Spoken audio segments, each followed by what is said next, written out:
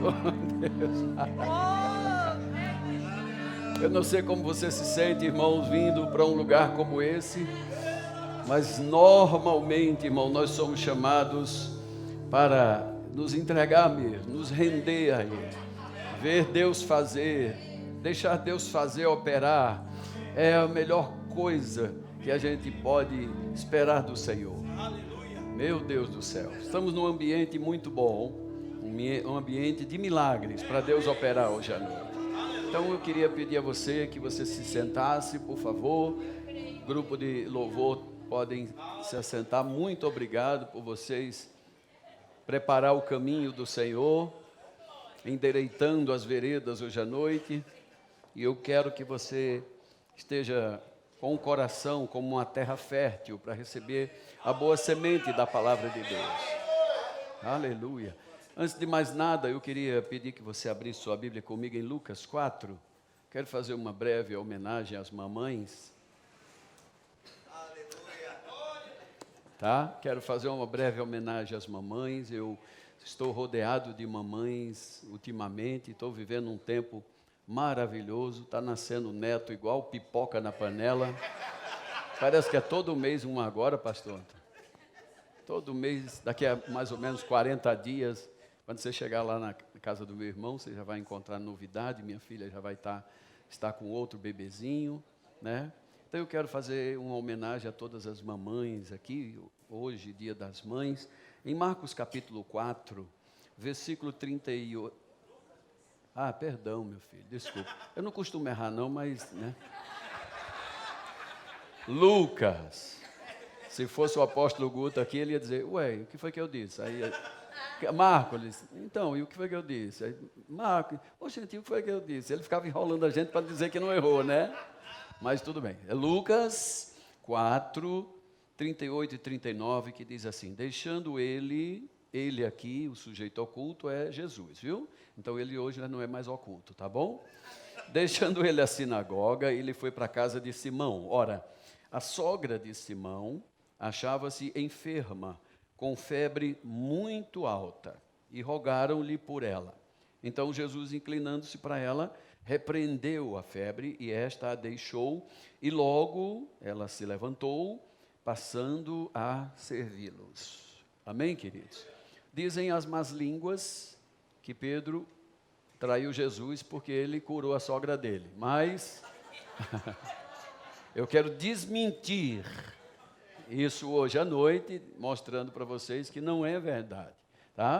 Até porque Pedro convida Jesus para vir à casa dele, e a Bíblia vai dizer para você nos outros evangelhos que é o próprio Pedro quem mostra para Jesus que a sogra, estando lá na casa dele, estava com febre muito alta. Amém? Mas o que eu quero mostrar aqui, irmãos, é que no versículo de número 35, anterior ao 38 e o 39, evidentemente, Jesus repreendeu um espírito imundo, um homem possesso de um espírito imundo. E Jesus usou essa mesma repreensão para repreender, no verso 39, uma febre muito alta na sogra de Pedro. Então, as mulheres são assim. Elas trabalham muito, elas se dedicam demais, só se é algo muito grave para derrubar elas na cama, mas elas trabalham. Se a febre não fosse tão alta assim, eu acho que a sogra de Pedro estava servindo lá. Mas a Bíblia mostra esses detalhes para mostrar como uma mulher é forte. E eu quero honrar vocês, porque tenho minha esposa comigo e sei o trabalho dela ainda hoje, para comigo, para com o filho que a gente ainda tem em casa, para com os filhos que nós temos ao nosso redor, e ela é ligada em tudo e em todos. Para ela não tem hora, para ela não tem descanso. Eu, às vezes, chego da aula 10 e tanto da noite, às vezes 11 da noite, e eu ainda encontro ela fazendo coisas para os filhos, preparando, dizendo, não, amanhã eles vão trabalhar, vão sair cedo, tem que deixar isso arrumado. Então eu quero aqui honrar todas vocês, mamães, parabenizá-las, tá? Jesus foi quem mais honrou as mulheres, nós vemos na Bíblia, né? Jesus considerava a mulher uma pessoa e não como os judeus consideravam. Às vezes, os judeus não consideravam mulher, às vezes não consideravam nem tanto quanto um objeto, porque você vê Jesus curando aquela mulher encurvada, 18 anos, quando ele a chama na sinagoga, ele diz, mulher, vem aqui. E quando ela vem, ele a cura, e sabemos que o principal da sinagoga vai reclamar com as pessoas, não venham aqui no dia de sábado para ser curado, venham no outro dia. E Jesus diz, você é um hipócrita, né? Porque se seu jumento cai numa vala, você vai buscar. Então, o judeu dava mais valor a um jumento do que a uma mulher. Amém, queridos? Jesus vem mudar essa mentalidade, tanto que Paulo nos diz que em Cristo nós nem somos homens, nem somos mulher, nem livre, nem escravo, perdão, nem livre. Então, Cristo nos transformou, veio nos trazer de volta a posição que Adão e Eva tinham. A Bíblia diz, ambos estavam diante do Senhor nus e não se envergonhavam, porque Deus tinha abençoado a ambos, deu aos dois autoridade, domínio, honra, glória e majestade na terra. Amém? Então, queridas irmãs, mamães, sintam-se honradas, homenageadas hoje, porque é assim que os céus veem vocês. Mulheres fortes, mulheres dinâmicas, vocês são indispensáveis na vida de todos os homens, né? Apesar de que nós viemos primeiro na figura de Adão, mas sem a mulher nós não somos nada. Eu mesmo, coitado de mim, sem mulher eu estou perdido.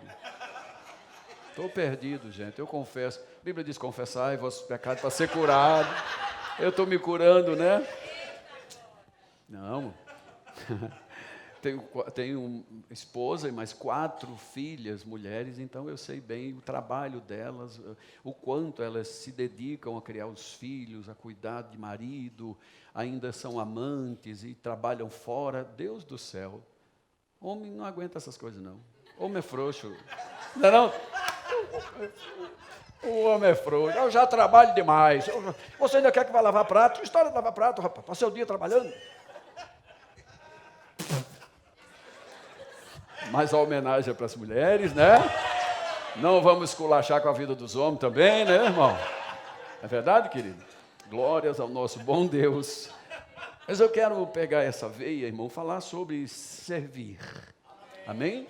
Me veio ao coração essa passagem sobre que ela, logo após ser curada, imediatamente ela volta a fazer o que certamente ela fazia muito naquela casa. Amém? Pedro deve ter feito o que fez, levando Jesus até sua sogra, por reconhecer como ela era uma base, talvez uma coluna dentro daquela casa, né? E é isso que eu quero nessa noite, irmãos, tentar ser breve e mostrar para todos vocês que nós não temos nenhuma isenção de problemas. A Bíblia não diz que nós, depois de salvos em Jesus, teremos isentos de problemas, de dificuldades, de doenças, enfim, né?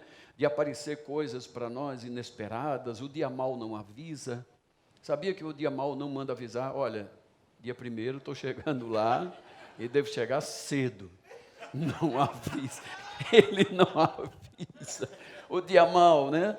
Então, Jesus também falou que poderíamos passar por dificuldades, mas ele não disse apenas que estaríamos na dificuldade. A Bíblia diz que ele primeiro diz assim, eu tenho dito essas coisas para vocês, que disse até agora, que eu estaria com vocês, nunca vou abandonar, vocês terão a ajuda do Espírito de Deus quando eu sair daqui. Tenho dito essas coisas para que vocês tenham um bom ânimo, vocês tenham ânimo. Eu venci o mundo. Tá? Então, se tiver dificuldade, lembre-se, as minhas palavras, meu Espírito vai estar com vocês, vai capacitar e vocês vencerão também.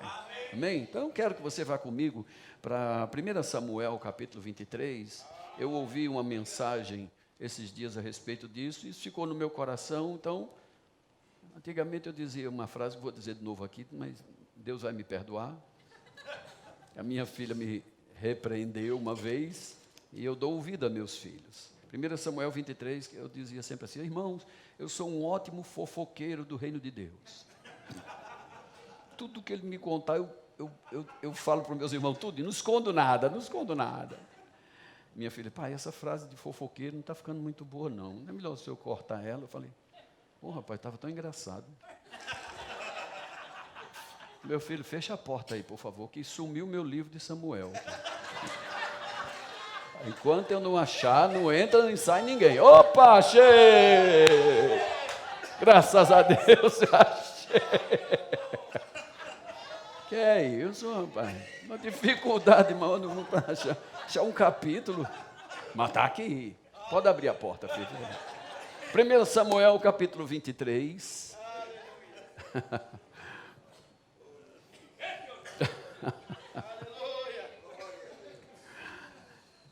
1 Samuel capítulo 23, verso 1, vai dizer assim: Foi dito a Davi, eis que os filisteus pelejam contra Keila e saqueiam as eiras.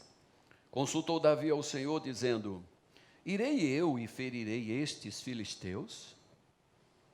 Respondeu o Senhor a Davi: Vai e ferirás os filisteus, e ainda mais, tu ainda livrarás a Keila.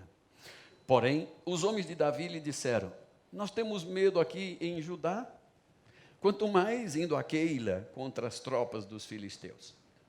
Então Davi tornou a consultar o Senhor, e o Senhor lhe respondeu e disse: Disponha-te, desça para Keila, porque te dou os filisteus nas tuas mãos. Partiu Davi com seus homens a Keila, pelejou contra os filisteus e levou todo o gado, como Deus tinha dito, e fez grande morticínio entre eles. Assim, Davi salvou os moradores de Keila. Amém, queridos? Essa história, como eu disse, eu ouvi alguns dias atrás e muito me tocou, pelo fato de que, irmãos, como eu disse, nós não estamos isentos de ter problema no nosso dia a dia, na nossa vida, e às vezes a gente imagina que porque nós temos um problema, uma dificuldade, então nós não estaremos aptos ou capazes de ajudar outros que estejam próximos de nós. O diabo pode ter até nos enganado, sabe, com pensamentos como esse, dizendo assim: mas você já está em dificuldade, como é que você vai ajudar outro, pai? Você está procurando sarna para se coçar, agora se envolver com um problema grave de outras pessoas, porque o problema aqui de Keila era os filisteus que tinham sitiado e saqueado todas as coisas. Mas Davi já tinha problema demais. Davi tinha Saul e todos os homens de Saul vigiando ele em tudo que é lugar. Ele não tinha paz, não tinha sossego, não parava quieto em lugar nenhum, porque tendo uma perseguição como essa, como do inferno, do diabo, dia e noite, sem paz para descansar, é como se dissesse assim: rapaz, eu tenho problema demais, eu sei que tem gente aqui que está com dificuldade do meu lado na igreja, mas, rapaz, o meu problema é muito grave. Então, o que nós estamos vendo é um exemplo de Davi nos mostrando que nós podemos ajudar outras pessoas no meio das nossas dificuldades e trazer, irmãos, soluções, porque enquanto a gente trabalha para o Senhor, porque a Bíblia diz que o desejo de Deus é que todos sejam salvos, todo ser humano seja salvo. O meu problema não é porque talvez ele seja um pouco maior do que o seu, que eu não posso estender a mão para você, que eu não posso socorrer você, irmão, eu não posso te ajudar. Não existe isso. O exemplo que eu tenho a começar é esse daqui. E tem mais. Vou falar sobre isso daqui a pouco, mas às vezes também a gente até imagina assim: rapaz, eu fico pensando em ajudar porque já fiz isso algumas vezes, né? Estendi a mão quando estava com dificuldade. Você acredita que a pessoa até hoje nunca me agradeceu? Já aconteceu isso com vocês? Já, dona Terezinha? Eu acho que já, a senhora está rindo aí, né? Nunca esqueci, ela era minha secretária, que anotava tudo na escola. Maravilhosa, graças a Deus. Já aconteceu, né? Da gente largar o que está fazendo para socorrer a pessoa, ajudar o outro. Rapaz, pega todo esse dinheiro aí. Olha, tudo que a gente tinha que fazer feira, mas dá para uma pessoa. Ela nem. Não lembra mais. Pois bem, a Bíblia está cheia de exemplos vívidos. A Bíblia não é um livro de histórias com E, é com H mesmo.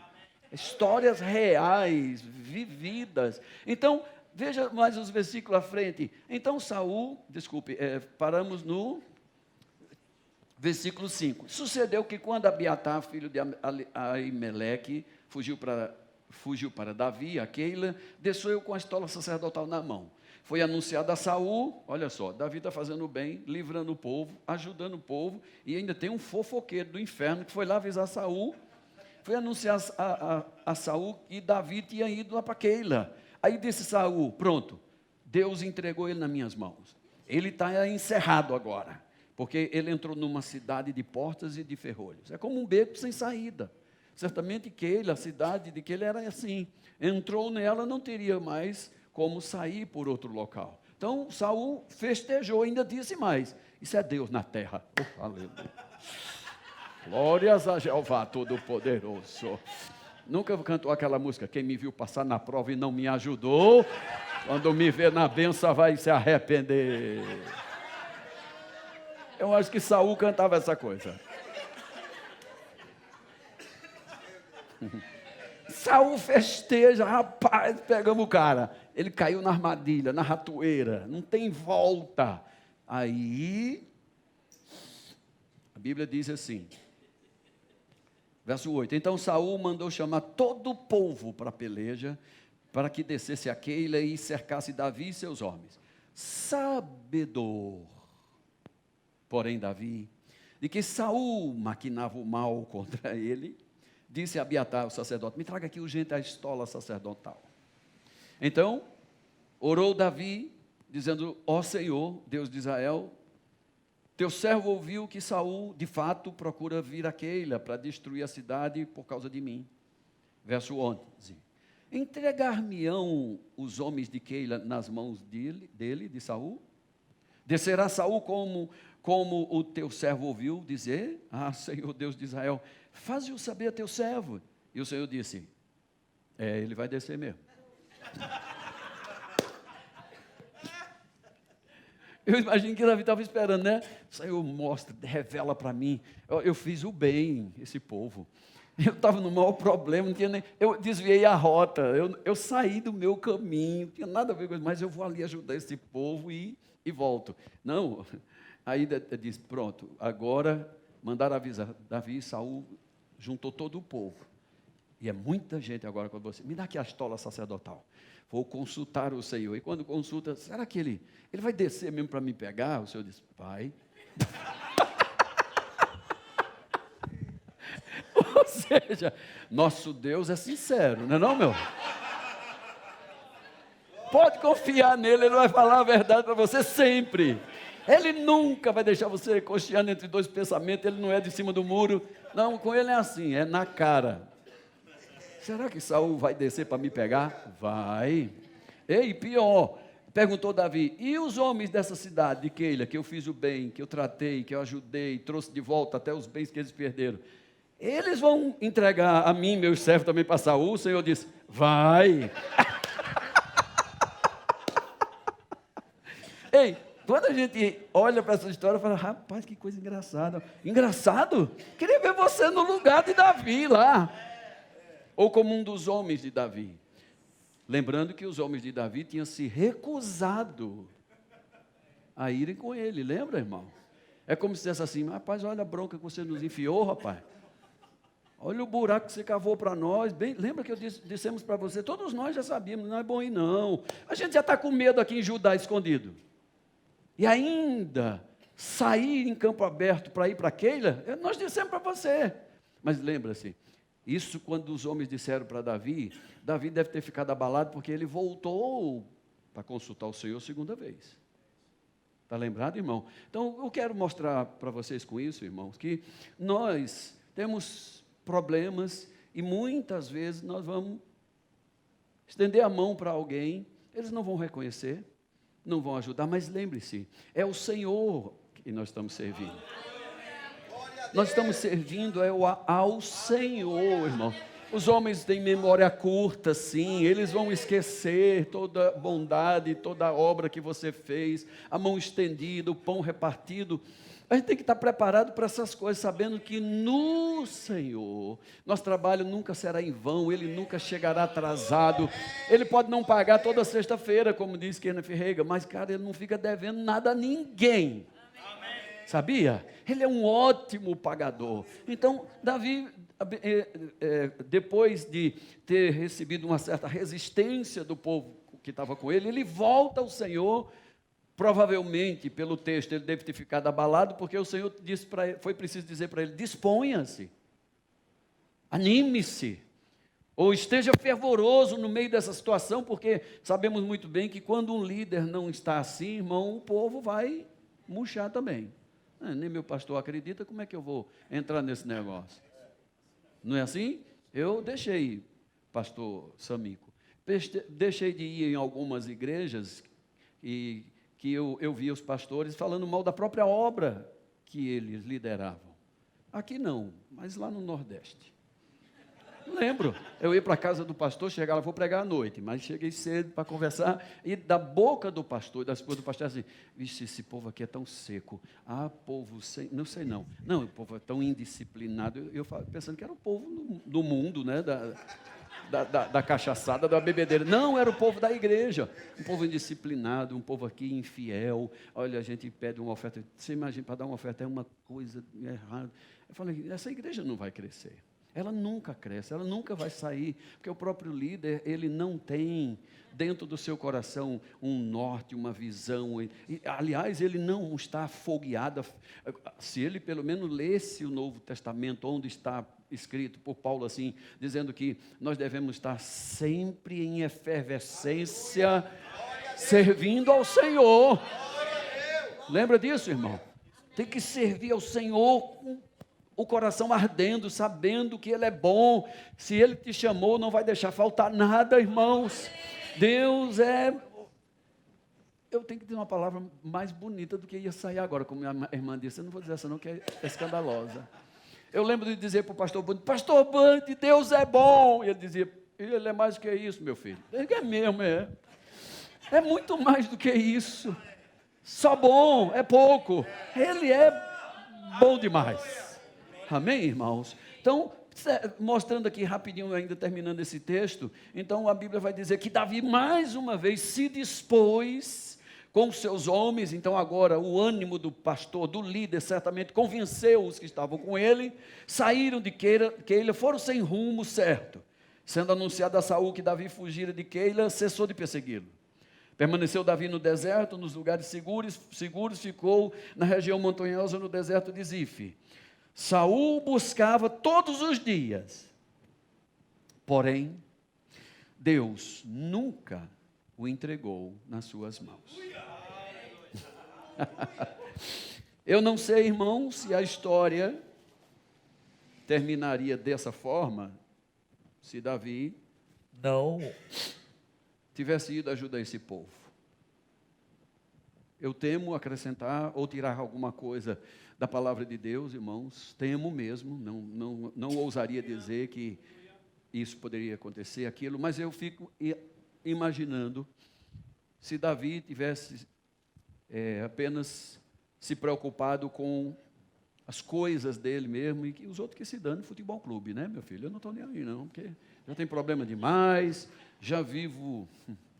cabeça quente, tem gente para eu cuidar, tem pessoas que fugiram também comigo. Se você não lembra, os que estavam com Davi, que iam para a caverna de Adulão, a Bíblia diz que eram os miseráveis, os endividados, só tinha gente quebrada, ou seja, era a igreja da bronca. Era os bronca, né? Era o povo que se achegou a Davi, né? Então, se ele pensasse assim: eu já tenho problema demais, eu tenho coisas demais para me preocupar, eu não vou ajudar ninguém, eu fico imaginando, será que Deus teria dado a ele essa proteção total? Mesmo Saul à procura dele, aonde ele fosse, Deus nunca o entregou na mão dos seus inimigos. Então, nessa noite eu venho dizer para você, meu irmão, você pode ter muito problema, minha irmã também, mas saiba, tem sempre alguém perto de nós que precisa da mão estendida. Tem sempre alguém, irmãos, que vai louvar a Deus, vai bendizer o Senhor, vai incluir você naquela lista de oração dele, pelo fato de que você estendeu a mão, de que você repartiu, lembrou dele. E isso é que chama-se corpo de Cristo, amém? Nós vemos pela palavra de Deus em 1 Coríntios 12, verso 12 até o 27, onde o apóstolo Paulo diz que nós somos um corpo, mas individualmente somos membros desse corpo. Então, nós estamos inseridos nessa família. A palavra também diz por boca de Paulo em Efésios, capítulo 4, ele vai dizer, a partir lá do versículo 16, ele diz que nós temos que estar bem ligado, consolidado pelo auxílio de toda a junta. Diz que se estivermos assim, bem ligado, consolidado pelo auxílio de toda a junta, nós crescemos o crescimento que vem de Deus. E tem mais, ele ainda diz que cabe a cada um de nós uma justa cooperação. Quando eu não faço a minha parte, então eu não sou justo, porque eu estou no corpo, sou membro do corpo individualmente, e alguém espera, a junta daqui, que junta aqui o meu cotovelo, a junta que está no cotovelo junta meu antebraço, o braço, ela espera que eu coopere, para que se mova.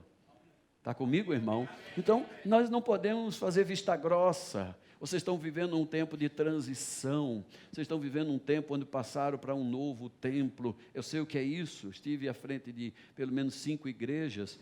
Eu sei bem o que é. Você mudar de um prédio, agora você ter que ou tirar alguma coisa, ou deixar tudo para trás, começar tudo novo. Né? E às vezes a gente como membro, a gente pensa assim, amigo, eu tenho problema demais, ainda estou me apresentando um terceiro envelope, está repreendido,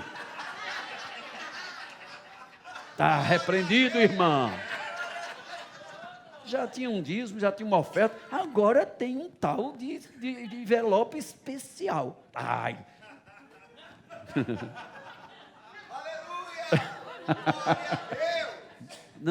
Não é por aí, irmãos. Não é por aí. Quando eu vejo Paulo falando aos Coríntios, lá em 2 Coríntios 8, ele diz, pai, eles pediram com muitos rogos participar da assistência. Ele disse, vendo a pobreza de vocês, a pobreza que vocês tinham era extremo. Mas quando vocês souberam que havia uma necessidade nos outros seus irmãos, gente pobre rogava a Paulo, deixa eu ajudar também, mas meu irmão, você já tem pouco, mas o pouco com Deus é muito, chega, deixa eu repartir. Amém, queridos? Então, lembrem-se disso, não é porque você tem um problema, não é porque você está com dívida, que chamado a ajudar, a cooperar, que as coisas vão faltar. Mas não vai mesmo, não. Satanás, assim como Saul, meu filho, ele vai rondar você, vai querer fazer com que coisas aconteça, carro que quebre, sei lá, um negócio lá que rebentou, e você diz, eu não esperava por essa, vai ter que gastar, ainda tem um envelope especial. Eu vou para outra igreja. Será que tem uma mais perto aqui? Para eu não ir tão longe, né? Não, meu filho, quando Deus nos chama a essas coisas, é como ela bem disse, Ele não quer tirar.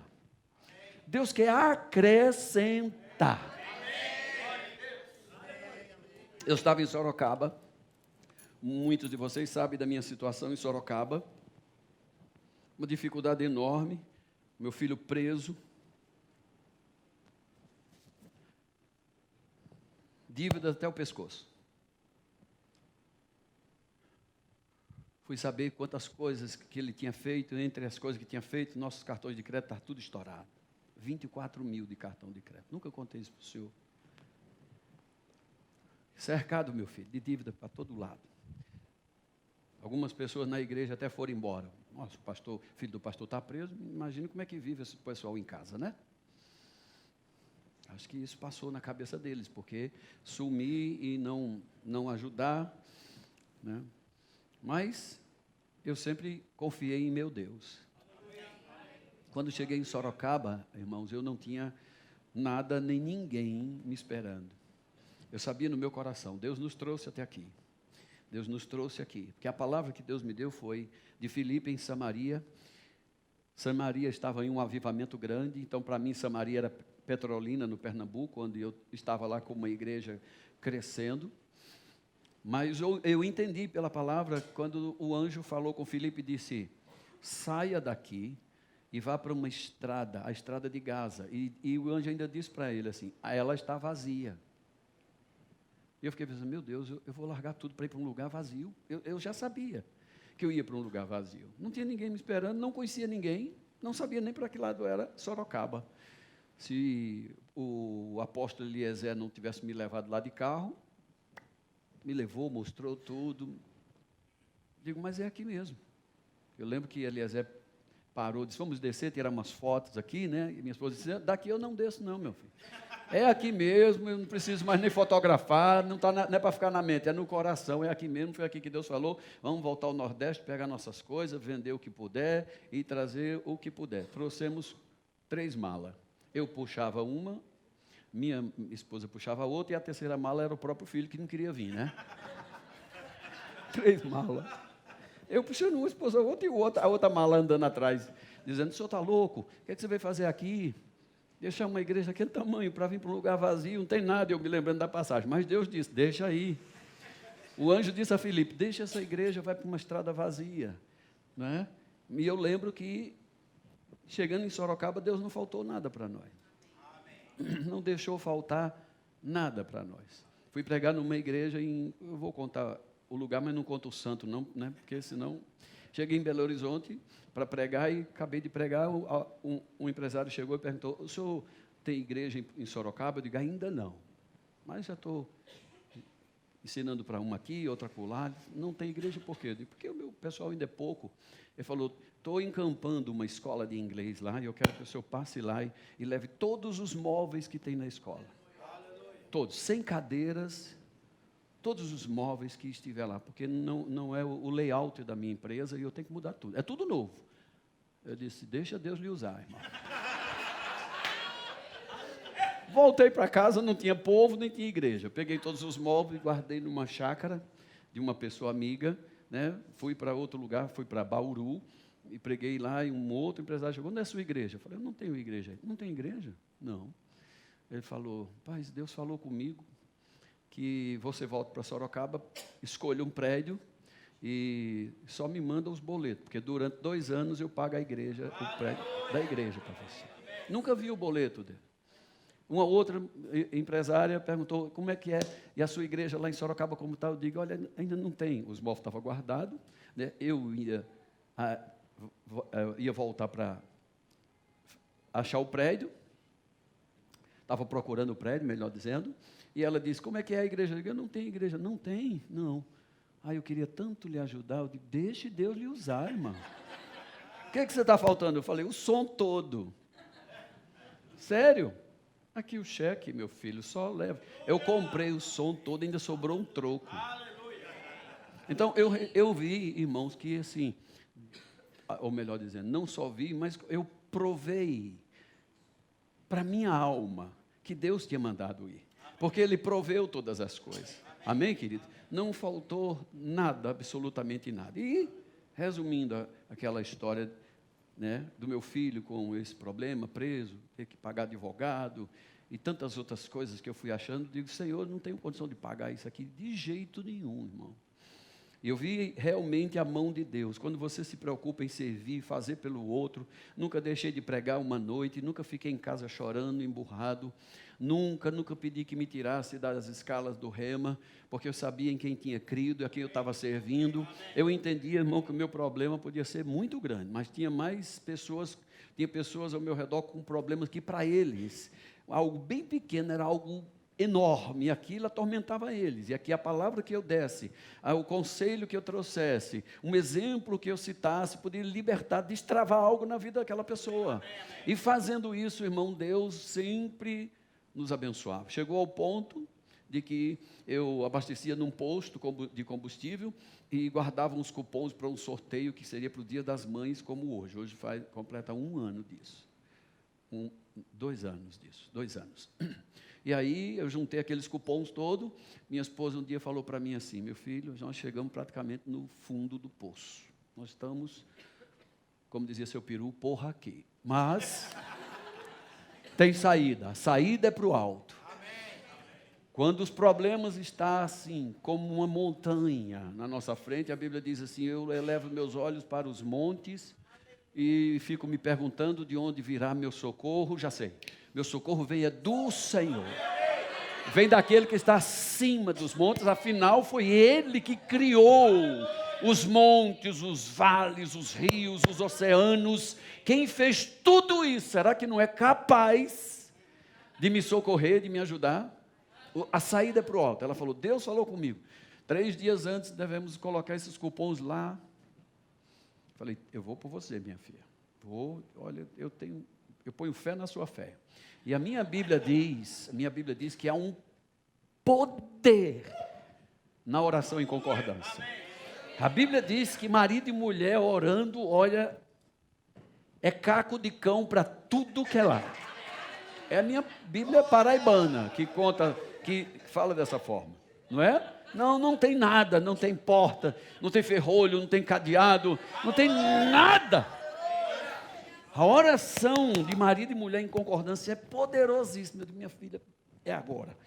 Passei um dia todo com ela preenchendo 80 e tantos cupons. Para não errar CEP, CPF, telefone. Todo cuidado é pouco. 3 dias antes, na urna.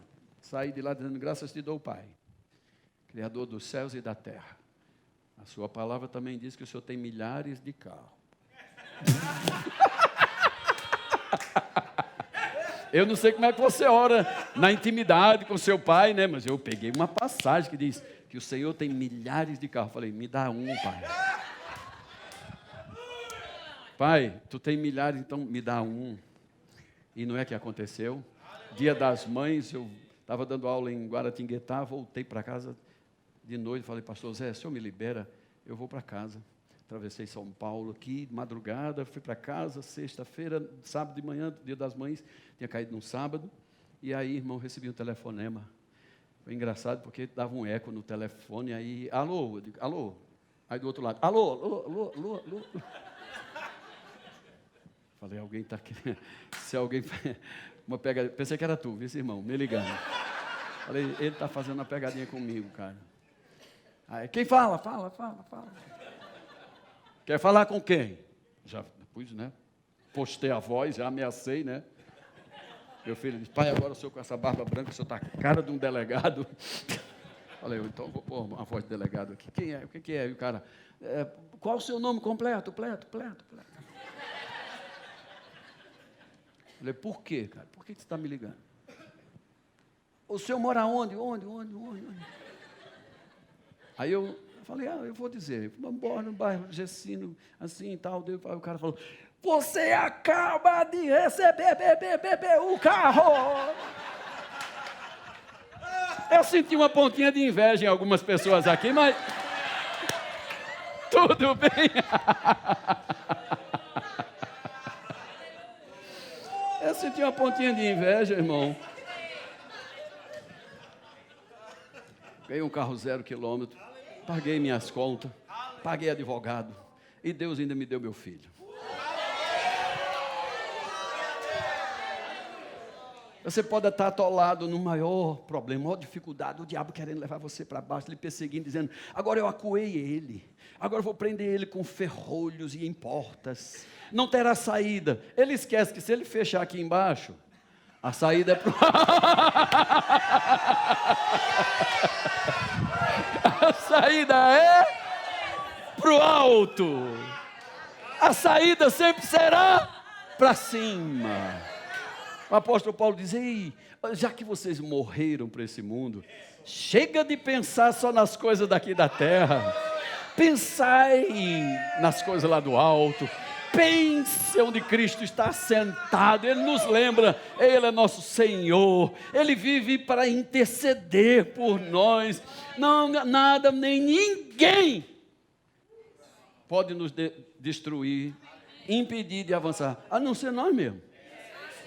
Se eu e você desistirmos da carreira, irmão, ninguém correrá por mim, por você. Eu vou mostrar para vocês como Paulo viveu algumas experiências e já encerro, tá? Então, a Bíblia está primeiramente mostrando, antes de Paulo, Atos capítulo 8. Vai para lá rapidinho. Atos capítulo 8. Deus, Tu és tão bom. Atos capítulo 8, rapidinho, filho. Deixa eu encontrar Atos aqui de novo.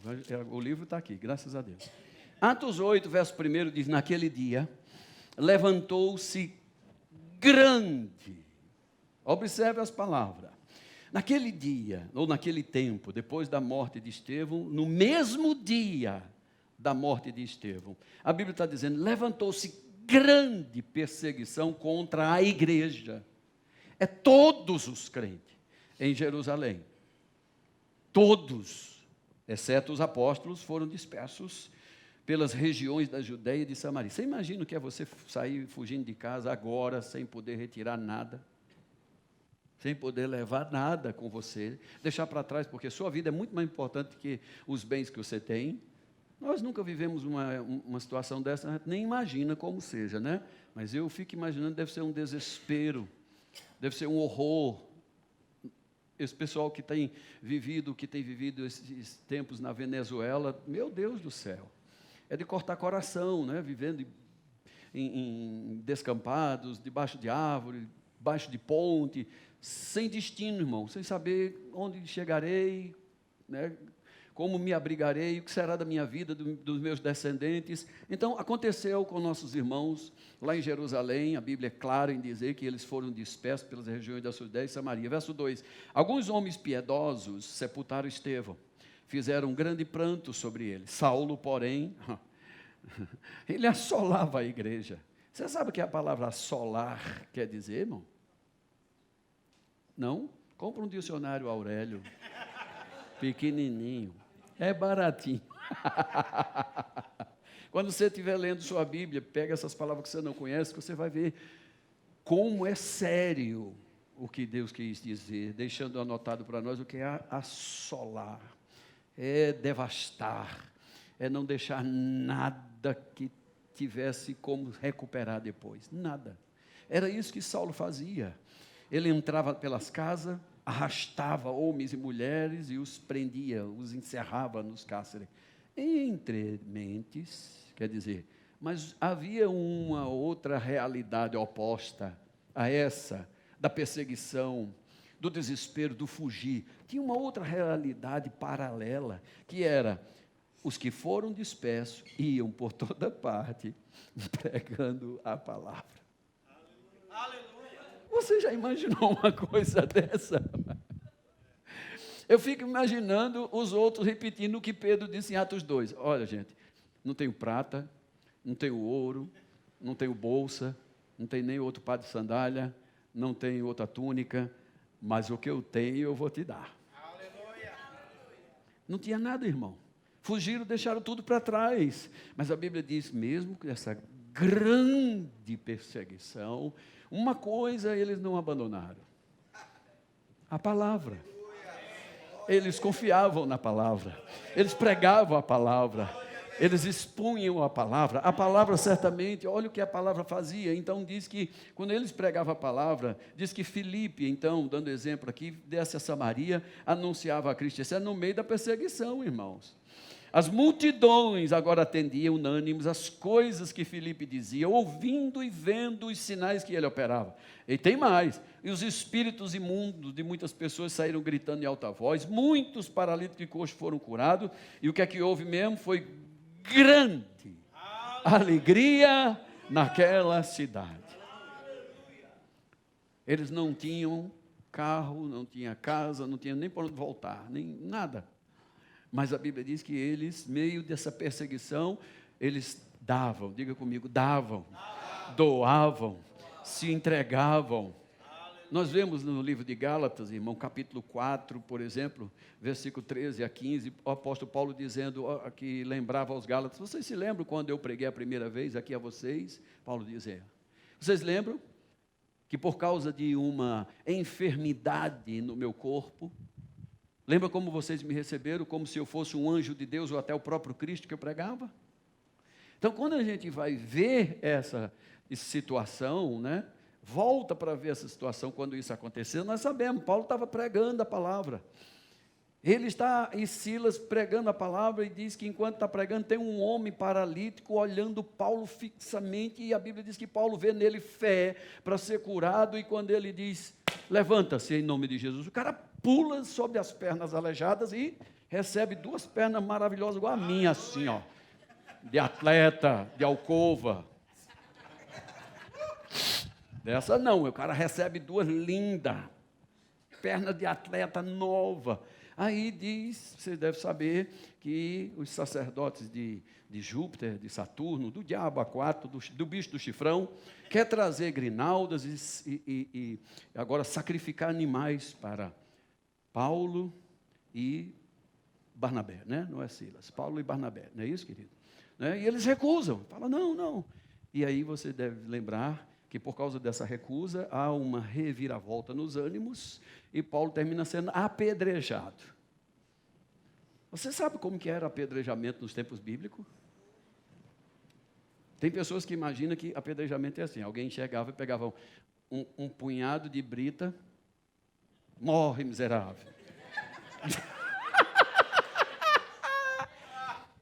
Uma chuva de brita para ver se morria.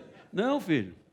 A pedra que conseguisse levantar até a cabeça, é que essa que deve ser atirada. É a pedra que você puder levantar para jogar. E a Bíblia diz que ele foi assim, apedrejado. Chegou ao ponto de consultarem e ele estava morto. Deram por morto, está morto. Não, e não ficou apenas morto lá. A Bíblia diz que ele é jogado ainda. Numa pedreira, por exemplo, um barranco abaixo. Então, se o cara não morreu do apedrejamento no primeiro momento, pelo menos da queda, era para completar o serviço, não é verdade? Você sabe muito bem que a Bíblia diz que os irmãos descem lá, oram sobre ele, e quando ora, ele se levanta. Agora, imagina como esse homem se levanta. Todo quebrado, rebentado, irmão.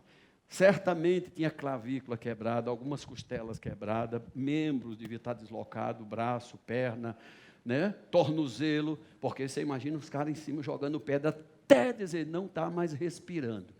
E é nessa passagem, nesse episódio, que nós sabemos que Paulo teve aquela visão, em 2 Coríntios 12, que ele diz que foi arrebatado e foi levado até os céus. Ele teve um êxtase, o corpo ficou, mas Jesus deu um chupa-cabra no espírito dele, levou ele para passear no céu, enquanto os caras judiavam do corpo dele, né? Mas, mesmo depois de tendo voltado, gostou, não foi do chupa-cabra?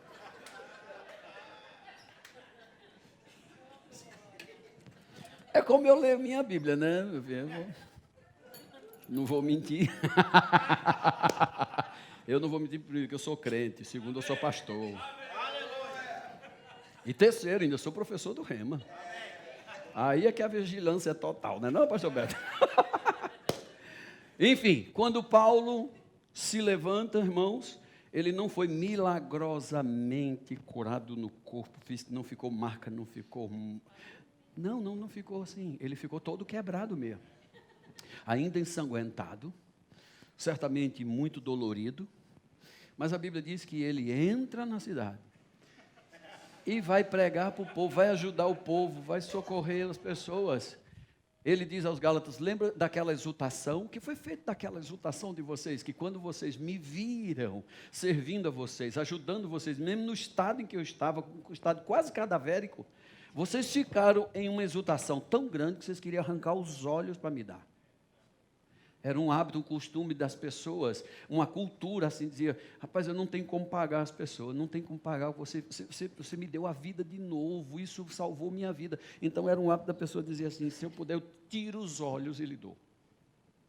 Alguns estudiosos dizem que essa passagem queria dizer que Paulo tinha um prurido nos olhos, uma conjuntivite crônica, escorria um pus fedorento, nojento na cara dele. Você já imaginou um cara que disse para um feiticeiro, disse, você vai ficar cego, filho do cão.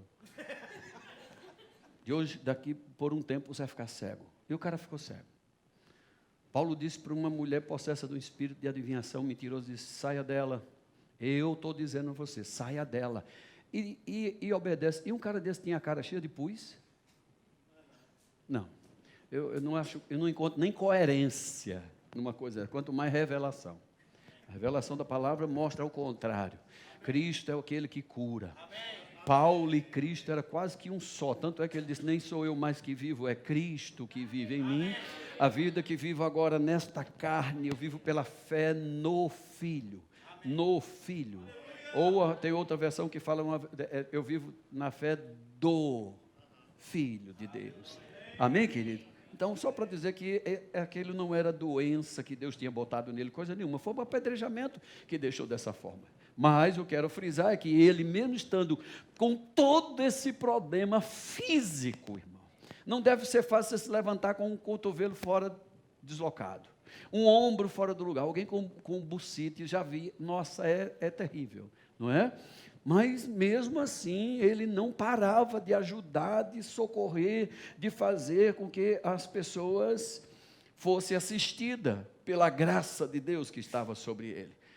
Nessa noite eu vim dizer isso para você. Você acha que seu problema é grande demais para você não ajudar agora, não socorrer essa obra que estamos precisando? Olha, estamos, estou até me sentindo daqui, né, meu filho? Né?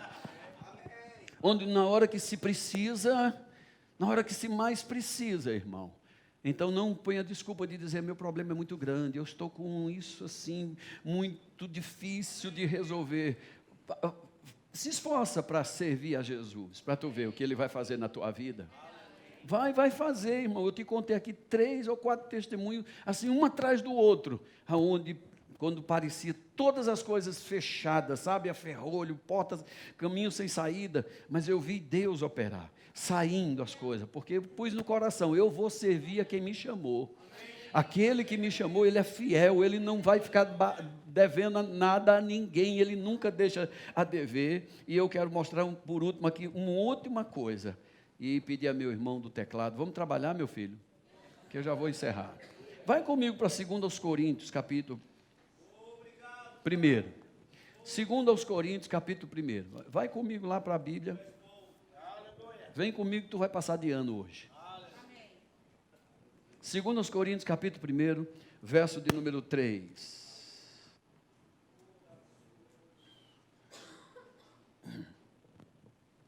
Você achou? 2 Coríntios, capítulo 1, verso 3, diz assim: Bendito seja o Deus e Pai de nosso Senhor Jesus Cristo, o Pai de misericórdias, presta atenção agora, e Deus de toda consolação. Se tem uma coisa, irmãos, que nós olhamos para Deus e podemos confiar, é que Ele é quem nos sustenta, é Ele quem consola. Repito, os homens podem falhar, podem esquecer, e a nossa alma pode gritar dizendo assim: eu nunca esperei isso de fulano, nunca esperei que essa pessoa ela fosse retribuir desta forma comigo. E a nossa alma, irmão, pode querer se abalar com isso, mas lembre-se, o Deus a quem nós servimos, Ele é o Deus de toda consolação. E por que Deus se apresenta como consolador? Paulo vai continuar explicando para nós, verso 4, ele disse: é Ele quem nos conforta. Conforto. Ele nos conforta em toda a nossa tribulação. E por que Ele faz isso? O verso continua dizendo: para. Você precisa saber que há um propósito. Quando Deus nos socorre, irmãos, e Ele nos socorre, quando Deus nos ajuda e Ele nos ajuda, tem um propósito. Não é apenas para a gente dar testemunho de novo, irmão, passei pela prova dando glória a Deus, estou eu aqui para contar como foi difícil, como foi... Está filmando ali, né, meu filho? Eu fugi da... Jesus, então eu vou fugir daqui não. Perdoe vocês, vou ficar paradinho aqui. Veja, há um propósito do socorro, do consolo de Deus vir para nós. Ele disse: é Ele quem nos conforta em toda a nossa tribulação, para podermos consolar os que estiverem em qualquer angústia. E faremos isso com a consolação com que nós mesmos somos contemplados por Deus. Ouviu isso, irmãos? Há um conforto, há uma ajuda, há um socorro da parte de Deus, só esperando, irmão, que nós nos levantemos no meio da nossa dificuldade, na nossa tribulação, para dizer assim: vou ajudar, vou estender, vou falar, ei, eu vou repartir, vou fazer isso acontecer. Meu Deus do céu. Tem mais. Ele vai dizer assim, verso 5: porque assim como os sofrimentos de Cristo se manifestam em grande medida a nosso favor, assim também a nossa consolação, ela transborda por meio de Cristo. Se você não entendeu, eu vou repetir. Ele disse: assim como os sofrimentos de Cristo se manifestam em grande medida. Quais foram os sofrimentos de Cristo? O que o sofrimento de Cristo traz para nós? Quais são os benefícios de Cristo ter morrido naquela cruz? Se eu souber o porquê ele foi para aquela cruz, o porquê ele se deixou morrer naquela cruz, o porquê dele resistiu, até Pedro dizendo: Senhor, será que o Senhor não se toca? Certamente que o Senhor não vai para essa agrura, essas coisas que o Senhor está dizendo. Ele diz: para trás de mim, Satanás, você não cogita das coisas de Deus. Foi exatamente para isso que eu vim. Jesus sabia para que ele veio. Será que eu sei, você sabe por que foi que ele veio? Eu preciso descobrir, irmãos. Preciso descobrir por que foi que ele veio. Por que ele morreu, por que se entregou, por que se aceitou tudo que ele aceitou. A minha Bíblia pelo menos diz em Isaías 53 que estava destinada a ele a ignomínia. Eu fui saber o que é uma ignomínia. Comprei um dicionário Aurélio. Pequenininho, é baratinho. Ignomínia é a vergonha exposta em público. Aquela imagem de um Cristo num crucifixo, com uma fralda geriátrica, aquilo nunca existiu. Ele é um preso, odiado. Ele foi tido como um criminoso. Ele é um rebelde, segundo as autoridades judaicas. E ele foi nu para aquela cruz. Não tiveram tempo de botar fraldinha geriátrica, sabe? Tanguinha, calçãozinho. Não tem essa coisa não, filho. O cara vai morrer. Eles querem ver mesmo a desgraça. Estava escrito, ele enfrentaria a ignomínia, a vergonha, a humilhação pública. Diante daqueles a quem ele prometeu vida. Diante daqueles a quem ele prometeu libertar do sofrimento. Diante daqueles que ele prometeu vida em abundância. Ele chamou os que estavam com sede, sobrecarregados, e disse: é comigo, é aqui a fonte, é daqui que vocês terão isso. Então a vergonha foi expor diante dessas pessoas, alguém nu, a própria mãe, as mulheres que o seguiam. A Bíblia está dizendo: se os sofrimentos de Cristo, irmão, olha para a Bíblia, crente. Porque assim como os sofrimentos de Cristo, eles vão se manifestar em grande medida a nosso favor. Não é pequena medida não. Haverá uma graça que nos sustentará, meu irmão, no meio desse vendaval. Graça não é apenas um favor imerecido. Graça foi um favor imerecido quando eu era ímpio. Quando eu era ímpio, quando eu não era nascido de novo. Então a graça era um favor que eu não merecia. Mas agora, salvo pela graça, agora que eu estou na graça, agora a graça é um poder que me sustenta, me deixa de pé.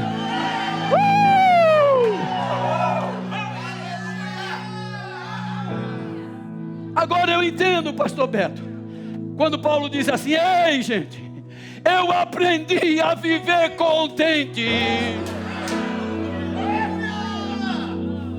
Sabe que a nossa Bíblia não diz que Paulo aprendeu a viver feliz? Porque a felicidade vai depender das condições, do tempo, do momento. Se tudo estiver bom, eu estou feliz. Se não houver doença, eu estou feliz. Se não houver dívida, eu estou feliz. Agora, alegria é o fruto do Espírito. É uma provisão do sofrimento de Cristo. Ele sofreu para nos dar esse Espírito que nos sustenta. Espírito da fé, Espírito da graça. Quando Paulo diz, eu aprendi a viver feliz, não. Ele diz, eu aprendi a viver em alegria, contente, contente em toda e qualquer situação. Sei passar por necessidade, sei o que é ter abundância, mas sei também o que é ter escassez. Porque hoje eu posso dizer, tudo posso naquele que me fortalece.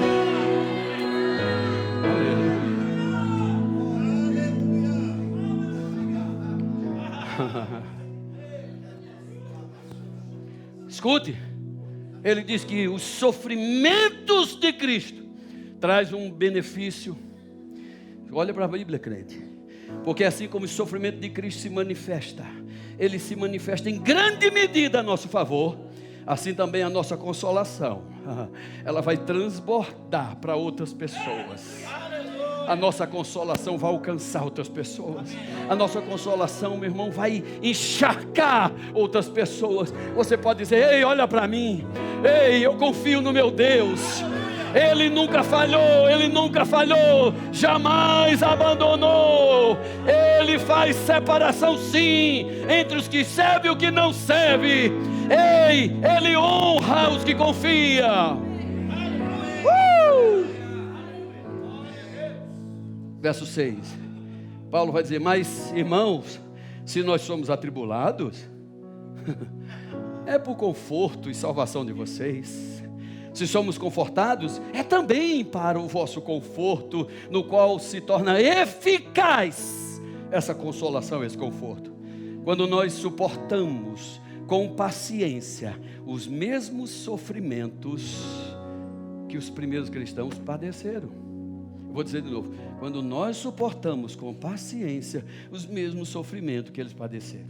Verso 7, a nossa esperança a respeito de vocês, Paulo diz, está firme, sabendo que como vocês são participantes do sofrimento, ou seja, se vocês creem que os direitos da cruz é seu, você é participante desse sofrimento, sou herdeiro de Deus, co-herdeiro com Cristo, pois bem, então vocês também terão os mesmos benefícios da consolação.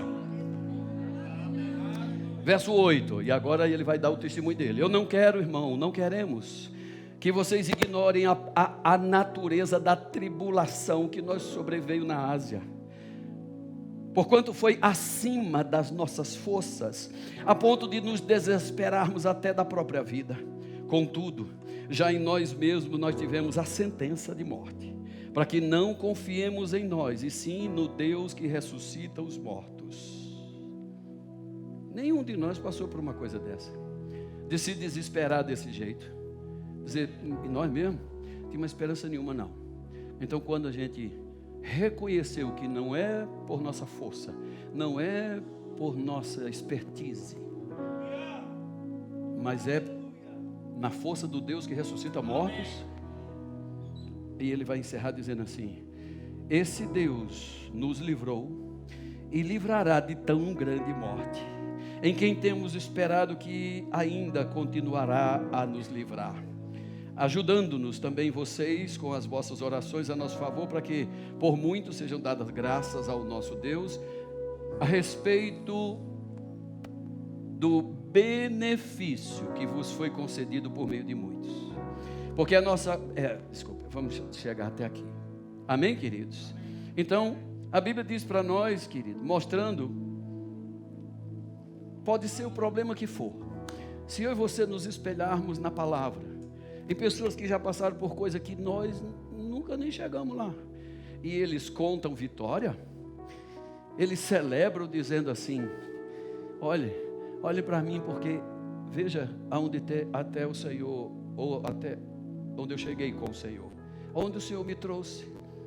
Eu vim nessa noite dizer para você, meu irmão, minha irmã, que Deus tem nos chamado a ser participantes de todas estas coisas.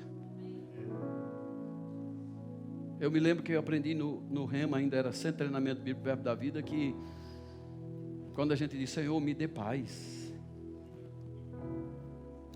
terá que vir tribulação.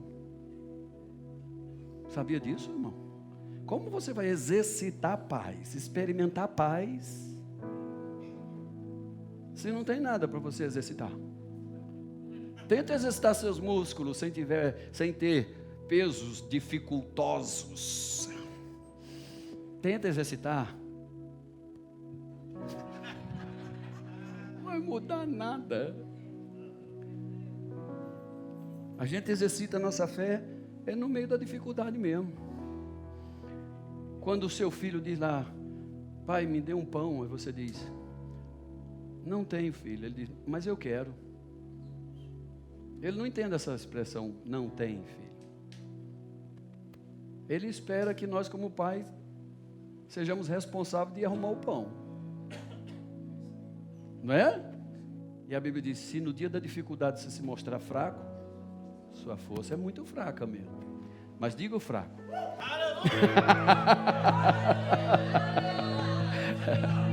Diga, fale, tenha coragem de falar, eu sou mais do que vencedor.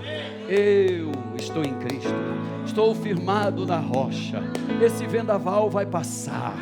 Ei, essa dificuldade, ei, essa crise não é para sempre. Ei, o país de onde eu sou originário, lá não tem crise. Ei, lá não tem crise. Eu vivo pelas regras do céu. Meu Senhor Jesus até disse que eu ousasse dizer, Pai nosso, que estás nos céus, santificado seja teu nome. Então, não esquece, o pão nosso, de cada dia, ou de todo dia, eu já te agradeço hoje. Eu lembro de Davi, quando compôs o Salmo 23, ele diz algo bem interessante, ele disse, ainda que eu chegue a andar pelo vale da sombra da morte. Ele nem tinha entrado no vale da sombra da morte, irmão. Mas ele já contava a confiança dele. Não temerei mal nenhum. Por quê? A certeza dele é, porque tu estás comigo. Davi já dizia, se eu entrar, se eu tiver que passar no vale da sombra da morte, não vou temer não. Eu tenho a certeza, Ele está comigo. A vara, o cajado dele estarão lá me dando consolo. Alguns pensam que a vara e cajado é para bater na cabeça do crente. É para consolar.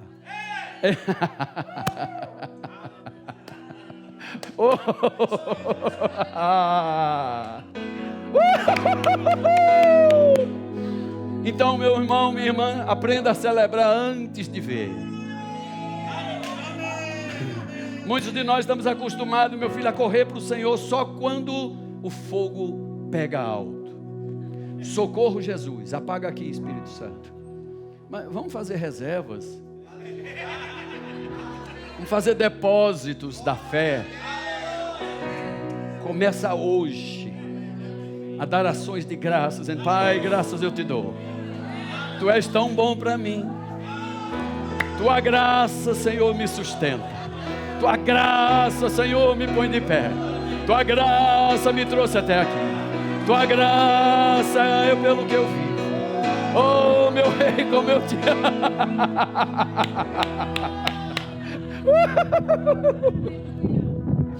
Quando eu vejo a história de Maria, eu fico encantado por Maria. Fico encantado. O anjo falou para ela, assim será, porque Deus falou. Ela disse, como é que é mesmo? O anjo disse, eu vou só arredondar para você. Essa é a minha Bíblia paraibana que fala, tá? Eu vou só arredondar para você com um testemunho. Ela disse, pois não, fale. Ele disse, sabe a tua prima? Sei. Aquela que todo mundo sabe, é comentado, que ela tem uma vergonha, uma mancha na família, porque é estéril. Sim, claro, eu sei quem é. Isabel, isso. Ela já está grávida de 6 meses. É para se alegrar, meu filho. Ei, todo mundo sabia. É mancha na família judaica, uma mulher estéril. Todo mundo olhava. Essa daqui traz vergonha para a família, porque ela não pode ter filhos. Hoje diz, pois bem, sabe o que todo mundo diz que não pode?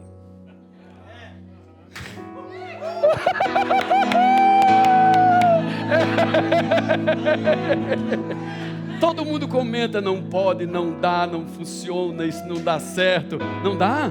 Para Deus não tem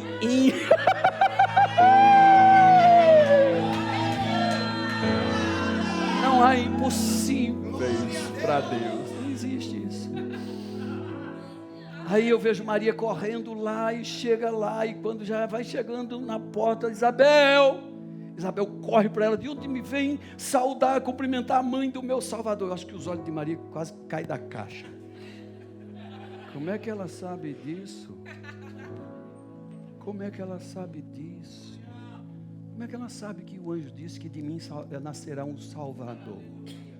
Acho que ela fica assim, estarrecida.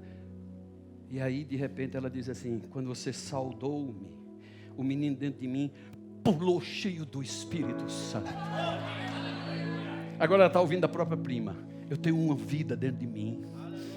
Todo mundo dizia que eu jamais poderia gerar uma vida. Eu tenho uma vida dentro de mim. Eu tenho uma vida dentro de mim. Quando você recebe a palavra de Deus, são sementes. Deus soprou nas narinas do boneco de terra. E quando Deus fez isso, irmão, não foi apenas um vento que entrou o hálito de Deus. Entrou gotas do hálito de Deus naquele boneco. O próprio DNA de Deus foi injetado naquele boneco. Parte divina veio agora habitar dentro do terreno. Então não pense que você só é carne e alma. Você tem um espírito aí dentro.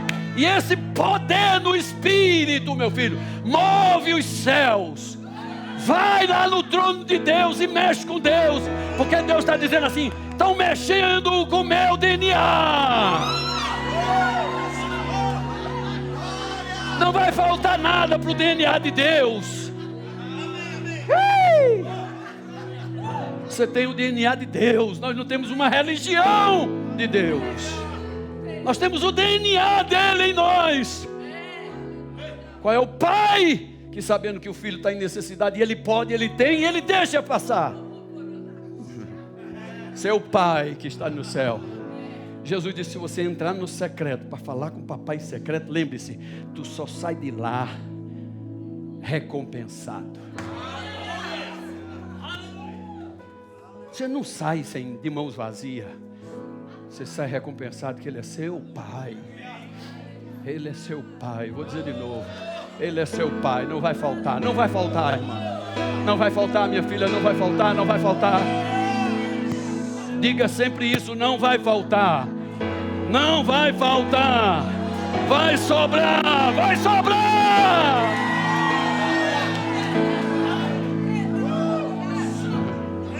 Não somos filhos de chocadeira. Eu fui gerado no coração de Deus, irmão. Meu pai nunca me abandonará, nunca me deixará. Ei, a justiça dizia: seu filho vai passar 5 ou 8 anos na prisão. Era o que a justiça dizia. Procurei o primeiro advogado, está difícil, pastor, 5 a 8 anos. Procurei defensoria pública, é difícil, é de 5 a 8 anos. Até que um dia Deus me mostrou essas coisas. Esteja sempre festejando, esteja sempre alegre. Você me vê assim, brincando, contando piada, irmão? Eu faço isso fora do púlpito. Celebro primeiro lá. Eu faço festa primeiro lá. Minha filha tomou veneno, 2 copos de veneno. Foi parar na pedra do necrotério. Os médicos me ligaram e disseram assim: o senhor pode vir aqui para assinar os documentos, porque não temos mais o que fazer. Vamos esperar até amanhã. Ela está ligada só nos equipamentos.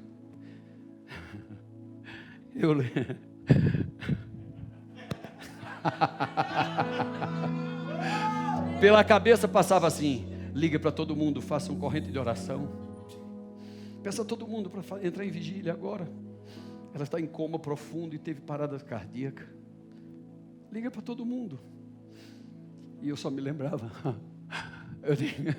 Quando eu levanto, eu ergo meus olhos para os montes. Quem poderá nos defender? Chapolin Colorado já tinha ido.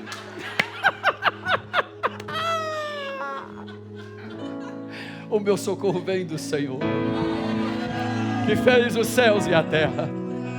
Ele não deixará que vacile meu pé, que eu duvide dele, que eu caia na descrença, que eu venha murmurar, lamentar, porque os murmuradores morreram no deserto. Eu aprendi uma coisa, irmão, a celebrar antes de ver as coisas acontecerem. Eu vejo as pessoas dizendo assim: eu estou como Miriam, tocando o meu pandeiro, porque Deus me abençoou. Eu toco o meu pandeiro, porque Deus me abençoou. Mas tocar pandeiro depois do livramento é fácil. Quero ver você tocar pandeiro antes. Ei, quando você não vê saída, é montanha para um lado, é deserto no outro, é inimigo atrás e um mar na frente. Toca a pandeira agora para tu ver ele se abrir. Aleluia. Meu Deus do céu. Isso é fé, irmão. Isso é fé. Quando Maria ouve a palavra do anjo, tem o testemunho da própria prima. Então Maria se levanta e diz: minha alma engrandece ao Senhor, meu espírito se alegra em Deus, meu Salvador, porque Ele tem feito grandes coisas e com misericórdia demonstrado o seu amor. Maria fez um cântico, compôs um cântico que hoje é universal. Quando ela não tinha nem uma semana de gravidez, nunca teve nenhum enjoo, não foi fazer teste de farmácia. Como é que ela sabe que estava grávida? A palavra veio para ela. A palavra chegou. Deus ainda colocou uma testemunha para ela. Quando você lê a palavra, você encontra que aqui tem uma nuvem de testemunha dizendo: Deus é fiel, Deus não muda, Ele é o mesmo, Ele é o Todo-Poderoso, Ele fará por você tudo o que fez para os outros. Como a Bíblia diz que Deus não faz acepção de pessoas, quando Deus abre um precedente, Ele cede agora a mesma entrada para quem quiser vir pela fé. Eu vou dizer de novo, você perdeu, só seu amigo perdeu. Quando Deus cura uma pessoa, abençoa uma pessoa, livra uma pessoa, Ele abre um precedente. Ele está dizendo: eu vou ceder para essa pessoa o direito de cura, libertação, prosperidade, felicidade. Aí se Ele abre um precedente, Ele está dizendo: ei, ainda está aberto. O caminho ainda está aberto, viu, meu filho? O caminho ainda está aberto. Vamos ficar de pé, vamos adorar o Senhor. Vem aqui o louvor. Vamos fazer uma festa santa para nosso Rei. Vamos celebrar o nosso Rei, meu filho. Amém. Vamos dar para Ele o que é devido: louvor, graça, honra ao nome do Todo-Poderoso.